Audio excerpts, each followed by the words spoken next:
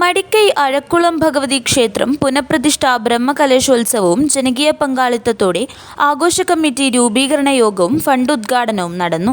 മടിക്കൈ പ്രദേശത്തെ പ്രധാന തീയ സമുദായ ക്ഷേത്രങ്ങളിൽ ഒന്നായ അഴക്കുളം ഭഗവതി ക്ഷേത്രത്തിൽ ഫെബ്രുവരി 6 മുതൽ 11 വരെ ക്ഷേത്രം തന്ത്രി ബ്രഹ്മശ്രീ KU നാരായണ തന്ത്രിയുടെ മുഖ്യ കാർമ്മികത്വത്തിൽ പൂജാതി കർമ്മങ്ങളും നടക്കും. കലാസാംസ്കാരിക പരിപാടികളുടെയും പുനഃപ്രതിഷ്ഠാ ബ്രഹ്മകലശോത്സവത്തിന്റെയും വിജയത്തിനായി ആഘോഷ കമ്മിറ്റി രൂപീകരിച്ചു. ക്ഷേത്ര പരിസരത്ത് പ്രത്യേകം തയ്യാറാക്കിയ വേദിയിൽ നടന്ന യോഗം ആചാരസ്ഥാനികൾ ദീപം തെളിയിച്ച് തുടക്കം കുറിച്ചു.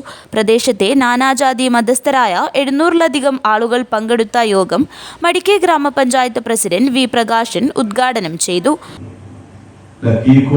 എന്നാണ് ഈ പ്രദേശത്തെ മുൻകാലങ്ങളിൽ വിളിച്ചിട്ടുണ്ടായിരുന്നു.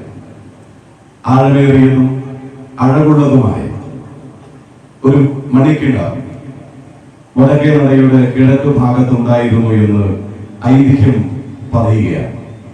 അതിന്റെ ഭാഗമായിട്ടാണ് ഈ പ്രദേശത്തിന് അഴകുളം എന്ന പേര് വന്നത് എന്ന് പഴമക്കാർ ഓർമ്മപ്പെടുത്തി പറഞ്ഞു വെക്കുന്നു.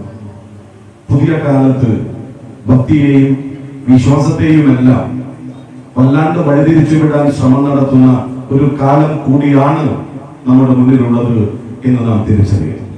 വിശ്വാസങ്ങളെ മുറുകെ പിടിക്കാൻ, വിശ്വാസങ്ങളിലൂടെ മതനിരപേക്ഷതയുടെ മൂർത്തമായ മൂല്യങ്ങൾ പ്രദാനം ചെയ്യാൻ കഴിയുന്ന കേന്ദ്രങ്ങളായി നമ്മുടെ ക്ഷേത്രങ്ങളും നമ്മുടെ ആരാധനാലയങ്ങളും എല്ലാം മാറേണ്ട ഒരു കാലത്താണ് നമ്മളെല്ലാം ഇങ്ങനെ ഒത്തുകൂടിയിട്ടുള്ളത്.